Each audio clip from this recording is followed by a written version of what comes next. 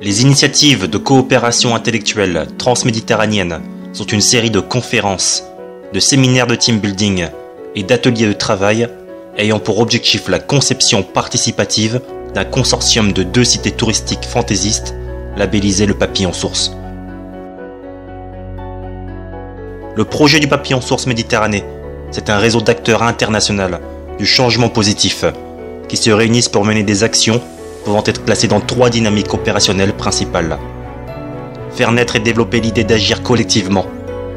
Faire naître et développer l'idée du partage des connaissances et des compétences. Amorcer dans l'espace méditerranéen des initiatives d'ingénierie collective et d'entrepreneuriat social et solidaire coordonné.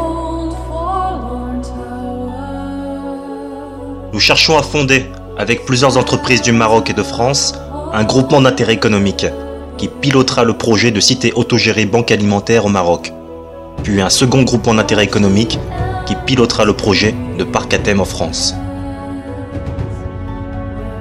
Créer un groupement d'intérêt économique ne revient pas véritablement à créer une entreprise, mais plutôt à permettre le développement d'entreprises déjà existantes, malgré une identité juridique. Un GIE constitue un cadre juridique intermédiaire entre la société et l'association. L'intérêt est de mutualiser les ressources des membres, établissant une véritable solidarité et une efficacité certaine. Le groupement s'avère être l'outil le plus pertinent et le plus adapté pour gérer les besoins du projet en termes d'équipement et de fonds. Chaque groupement sera à vocation double, à la fois économique et sociétale.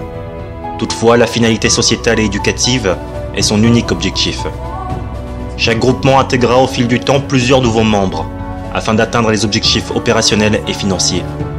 Chaque membre conservera son indépendance. L'activité des groupements doit être le prolongement des activités économiques de leurs membres.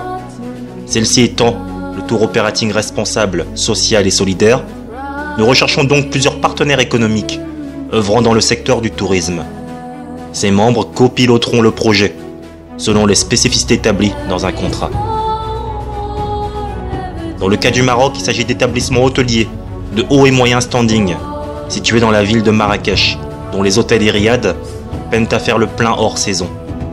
Aujourd'hui encore, aucun d'entre eux ne s'oriente véritablement vers le tourisme responsable, c'est-à-dire écologique, social et solidaire, ou le tourisme éducatif. Cette initiative novatrice et fortement positive sera d'abord développée en dehors de toute intervention publique.